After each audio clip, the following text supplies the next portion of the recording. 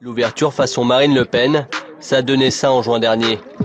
Gilbert Collard est l'invité VIP, mais un autre converti attire ce jour-là notre attention.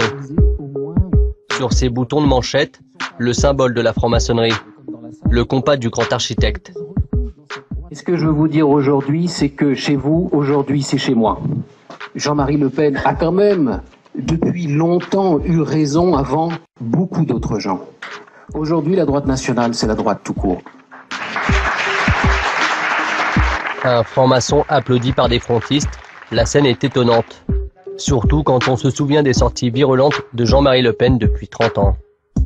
La presse gauchiste et maçonne dressée contre nous. Il n'est peut-être pas mauvais que le grand maître du Grand Orient ait révélé publiquement le rôle que joue cette organisation secrète dans le complot d'esprit contre le Front National. Le CRIF et le Grand Orient de France du même côté, ça ne m'étonne pas.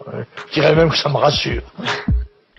Une diatribe qu'on n'entend plus dans la bouche de Marine Le Pen. Des francs-maçons bienvenus au front, symbole ultime de la stratégie de dédiabolisation. Le week-end dernier à Nice, ambiance festival de Cannes pour les Le Pen. Sur les francs-maçons comme sur le reste, Jean-Marie suit désormais à la lettre la ligne imposée par Marine. Bonjour Monsieur Le Pen. Est-ce que c'est une ouverture qui peut aller jusqu'à accueillir des francs-maçons du Front National? Je crois qu'il y en a déjà, je pense. Depuis longtemps? J'en sais rien, mais je crois qu'il y en a. En tous les cas, il n'y avait pas d'objection à ce qu'il y en ait. Gilbert Collard attire une nouvelle fois les caméras. Le président du comité de soutien de Marine Le Pen est lui aussi franc-maçon. Sur les réseaux sociaux, Collard assume son appartenance à la franc-maçonnerie. Il dit être frère depuis l'âge de 18 ans. L'avocat médiatique se revendique de la Grande Loge nationale de France, une obédience classée à droite. Ce jour-là, il joue les chauffeurs de salle pour Marine Le Pen. Alors je me suis dit, mais qui pourrait faire quelque chose?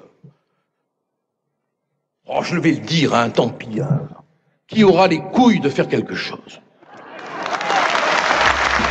Plus surprenant encore, Marine Le Pen est soutenue par un frère du Grand Orient, la principale obédience en France, classée à gauche. L'homme qui a convaincu Valérie Ledouguet de rejoindre la cause mariniste, c'est Louis Alliot, vice-président du mouvement et compagnon de la présidente du FN. Alors tu as la chance de l'avoir la compagne que tu as, mais je crois que la réciproque est vraie aussi. Parce que aujourd'hui aussi tu prends des risques, hein, tu invites des gens qui sont pas membres du Front National, ça peut faire des vagues d'ailleurs. Valérie Ledouguet n'est pas encartée au FN, mais son flirt avec le parti nationaliste n'est pas du goût de sa loge. La semaine dernière, il a été poussé à la démission. Pourtant, lui affirme toujours être franc-maçon. Sympathisant du FN et franc-maçon, c'est compatible? Mais je suis pas sympathisant du Front National. Bah, vous êtes ici aujourd'hui, non? Et ça change rien du tout. Ledouguet, Collard, des francs-maçons assumés au service de la normalisation du nouveau front. Une double appartenance pas encore facile à assumer face caméra. Marine Le Pen, c'est pas un diable quand même. J'ai rien à voir avec des extrémistes, des nazis, etc. Quoi. Non, mais ces gens-là n'ont rien à voir aujourd'hui avec ça. Faut arrêter, quoi. Et j'espère que Grand Orient ou quelques autres vont être beaucoup plus tolérants que ça. Des frères bienvenus au Front National, ça énerve les tenants de l'extrême droite à l'ancienne. Exemple, Thomas Joly, désormais secrétaire général du Parti de la France, un mouvement qui regroupe des déçus du FN.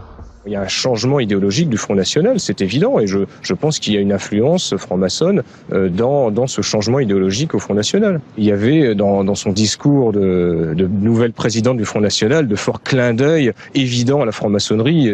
Nous proclamons tout pour les citoyens, rien pour les communautés. Nous relèverons les valeurs traditionnelles de la République française. Les véritables défenseurs de la République, c'est nous. La République, la laïcité, des références nouvelles pour le Front National, de quoi séduire certains francs-maçons. C'est le cas de cet ancien grand maître qui préfère rester discret. Est-ce que le FN est plus fréquentable aujourd'hui? Parce qu'il a réellement changé. C'est indiscutable, bien sûr. Et ça ne pose pas les mêmes problèmes. Aujourd'hui, recevoir Marine Le Pen dans une loge, est-ce que c'est envisageable? Ça ne me choque pas. Ça ne me choque pas. Il y a de plus en plus de loges qui ne seraient pas contre le fait de vous recevoir et de parler avec vous. Écoutez, je pense que sur un certain nombre de sujets,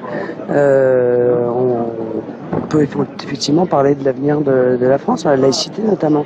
J'ai d'ailleurs été assez frappé, moi, de voir que les loges qui sont censées avoir la laïcité comme sujet principal de préoccupation avaient été assez atones, assez absentes dans ce débat sur les prières de rue. Je suis ravi de voir qu'elles se réveillent. Cette OPA de Marine Le Pen sur la laïcité, un comble pour le Grand Orient. Guy Arcizet est le grand maître de la principale obédience française. Je pense que certains hommes, peut-être, ou certaines femmes, peuvent se laisser prendre à l'habileté, j'allais dire à la perfidie aussi, des arguments du Front National. Le Front National est en train de se construire une image vertueuse, républicaine. Tant qu'on ne parlera pas avec la laïcité de solidarité, nous serons très méfiants vis-à-vis de ceux qui veulent faire de la laïcité un outil d'exclusion, de xénophobie. Nous ne sommes pas dans cette démarche. Alors, y a-t-il une stratégie du Front National pour attirer les francs-maçons? S'il y a des gens qui sont au Front National et qui ont de surcroît une partie, qui participent de surcroît à des loges, tant mieux. Mais en l'occurrence, si vous voulez, je pense pas que ce soit leur appartenance à une loge qui fait qu'ils viennent soutenir le projet. Donc c'est pas une stratégie de la part du FN? Non, il n'y a pas de stratégie de la part du FN, non. Merci. Et ces choses-là ne dépassent, mais nous, on en est les organisateurs. Pour la présidentielle de 2012, le Grand Orient vient de lancer les invitations. Tous les candidats seront les bienvenus pour des séances publiques appelées tenues blanches, tous sauf Marine Le Pen.